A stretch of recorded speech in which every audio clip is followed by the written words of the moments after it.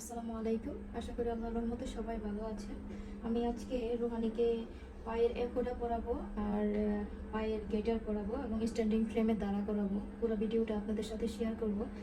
Share করার একটাই কারণ, যে মাগুলা বাচ্চাকে সঠিক উপায়ে দাঁড়া করাতে পারছে না এবং কীভাবে পড়াচ্ছি আমি, এটাও দেখবে সবাই। এবং কারো ভুল ত্রুটি থাকলে সে শুধরে নেবে। আবার আমার ভিতরে যদি কোনো ভুল ত্রুটি থাকে তারাও আপুরা কমেন্ট করে জানাবেন। আমিও জানবো, শিখবো, আপনারাও আমার কাছ থেকে শিখবেন, আমিও আপনাদের কাছে শিখবো। মূলত এর জন্য ভিডিওগুলো বানানো। মোবাইলটা নিয়ে আসো, আমি আসলে কী কী পড়াবো আজকে তা দেখাচ্ছি। রোহানিকে, রোহানি শুয়ে আছে। আসসালামু আলাইকুম রোহানি, সালাম দাও, মুখে বলো, গলাটা জারা দাও, করো। ভেরি গুড, এবার সাউন্ড করে সালাম দাও। ওয়ালাইকুম আসসালাম রহমতুল্লাহ। মাশাআল্লাহ, রনি আসলে অনেক এক্সাইটেড হয়ে গেলে একটু কথা বলতে গেলে লজ্জায় মাঝে মাঝে সাউন্ডটা কমে যায়। এবার মাথা হাত সোজা রাখো, হাত সোজা করে দাও, হাত নিচের দিকে নামাও, সোজা করে, দুটো হাত সোজা করো তো দেখি। হ্যাঁ, বলেও সোজা করে ফেলে, বাট ওর ব্রেন আসলে এখনো এভাবেই করে না। এই হাতটা সোজা করো তো আব্বু, রোহানি খুলে দাও, হাতটা খুলো, মুঠ খুলে দাও।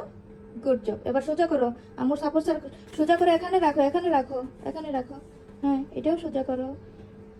মাশাআল্লাহ, ভেরি গুড, এভাবে রাখে মানুষ। হ্যাঁ, এই তো সুন্দর। এই যে জেন্টলম্যান, কিন্তু পায়ের পজিশনটা দেখেন এরকম, কারণ ওদের মাসলগুলো অনেক টাইট, এই জায়গাটা পুরাই টাইট, যার কারণে আসলে এই গেটারটা পরানো যাতে একটু রিলিজ হয়। এই যে পাগুলা থাকবে এইরকম, কিন্তু তারা রাখে সরাই। এভাবে সিপি বাচ্চাদের কমন একটা সমস্যা, পাটা একদম সরাই রাখে। যাই হোক, আমি আজকে পড়াবো যা তা রেডি করে নিয়েছি। তো কিভাবে পড়াই আপনারা একটু দেখেন। আমি এখানে দাঁড়াইয়া, এখানে দাঁড়াও, পরানোগুলো সুন্দর করে দেখাবো, ঠিক আছে? ওকে প্রথমে আমার অবশ্যই পায়ে রেখো পরানোর জন্য মোস্ট ইম্পর্ট্যান্ট, শীতের দিন না গরমের দিন না, দুনো সিজনেই আমাদের মোজা কিন্তু পরাতে হবে। কারণ মোজা ছাড়া পরালে ওদের পায়ে, ওদের পাগুলা তো অনেক নরম, অনেকক্ষণ দাঁড়ায় থাকে, 20 মিনিট, 1 ঘন্টা, আধা ঘন্টা, যে যেরকম দাঁড়াইতে পারে। মূলত লং টাইম দাঁড়া করানো যায় না, আধা ঘন্টা, 20 মিনিট, 40 মিনিট এরকম দাঁড়া করানোই ভালো। রোহানি 1 ঘন্টা থাকতে পারে আল্লাহর রহমতে। তো আপনারা আপনাদের বাচ্চাদের মানে যে বাচ্চা যে পরিস্থিতিতে আছে যতটুকু দাঁড়াতে পারে, জুলুম করা যাবে না বাচ্চাকে। দিনে 4-5 বেলা দাঁড়া করাইতে পারলে ভালো। আমি মূলত 2বার পারি, থেরাপিস্ট আমাকে 4বার বলছে, আমি মূলত 2বার পারি সারাদিনে কাজের ফাঁকে দাঁড়া করাইতে পারি আসলে। এই যে মজা পড়াই গেছে, এখন পায়ের এক ফোঁটা পড়াবো।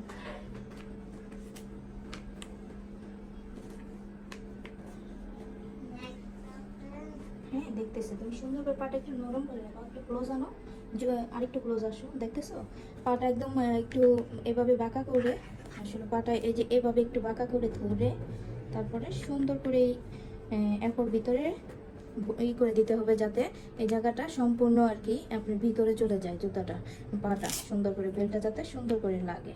এটা উঁচা হয়ে থাকলে বাচ্চাদের পা ব্যথা পাবে। সুন্দর করে পাটা ঢুকে দেবে, কারণ তাদের পা তো অনেক টাইট।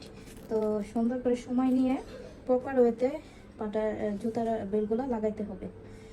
যাই হোক, আমি সুন্দর করে চেষ্টা করলাম। এখন আরেকটা জুতা লাগে ওদের, না হলে পা পিছলায় যায়।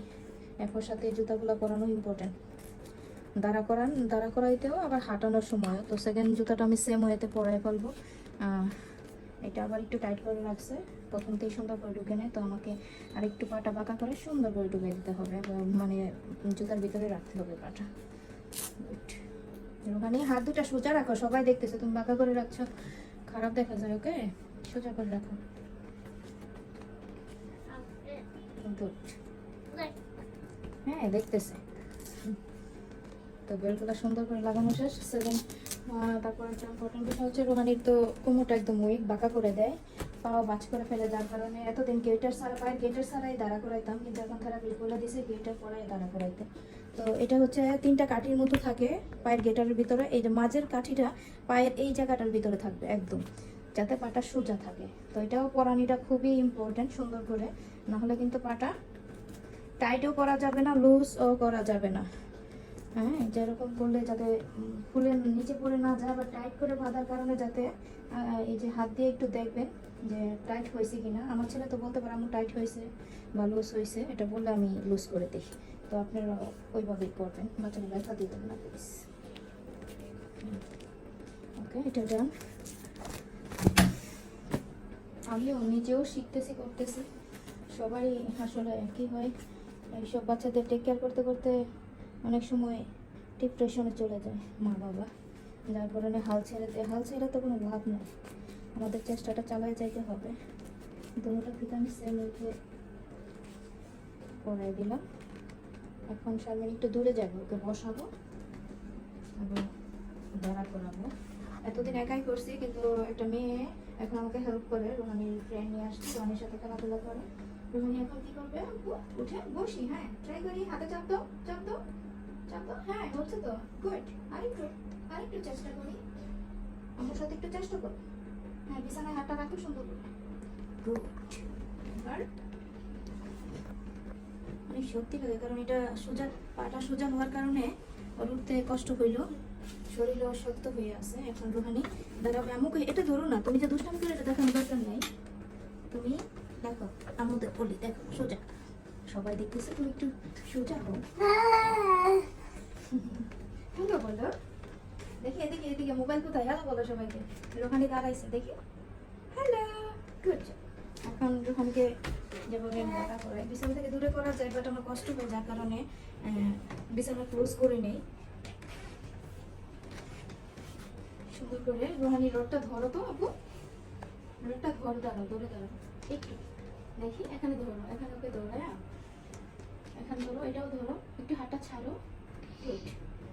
এবার প্রথম কোমরের বেলটা একটু লাগাই নি, সাপোর্টটা না দিলে ও দাঁড়াতে পারবে না।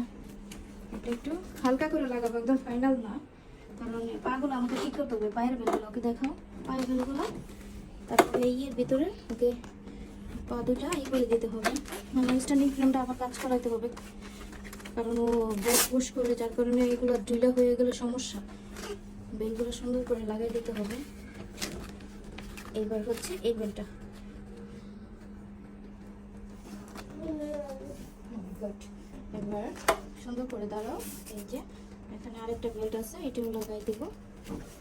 এখন কোমরটা সোজা, রোহান কোমরটা সোজা, আপু সোজা সোজা, সবাই দেখতেছে, বাসি প্রতিভা আজকে মানে। ওকে, মাথা সোজা রোহান, মাথাটা সোজা করো আপু, হ্যাঁ মাথা সোজা, মাথা সোজা, কোমরটা সোজা করে ফেলো রোহান, রোহান কোমরটা সোজা করো, এটি হচ্ছে আপু, সোজা করো, আরেকটু সোজা সোজা, মাথা সোজা উপরে।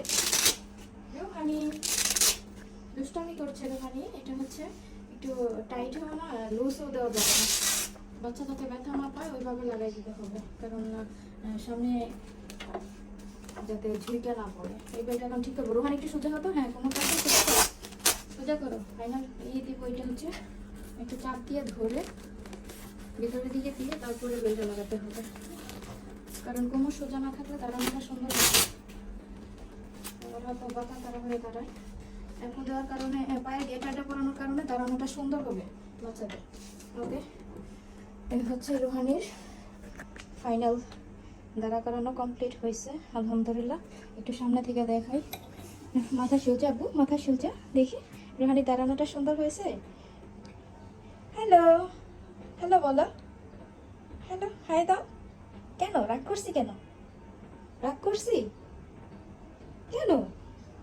এই যে সবাই দেখবে রোহানিকে সুন্দর করে দাঁড়াইছে, গুড বয়, মাশাআল্লাহ। ওকে ওকে, দেখি দেখি, এ হচ্ছে রোহানির দাঁড়ানোটা। সবাই ভালো থাকবেন, রোহানির জন্য দোয়া করবেন, সবার বাচ্চার জন্য আমিও দোয়া করি, আল্লাহ যেন আমাদের বাচ্চাগুলোকে দ্রুত সুস্থ করে দেয়, তাদের জীবনটা যাতে সহজ হয়, পথ চলাটা, আমরা যাতে তাদের হেল্প করতে পারি। ওকে দিচ্ছি, আগে আসসালামু আলাইকুম দাও। আশা করি আল্লাহর রহমতে। বলো তো কি বলো, বলো। ওয়ালাইকুম আসসালাম। ওকে।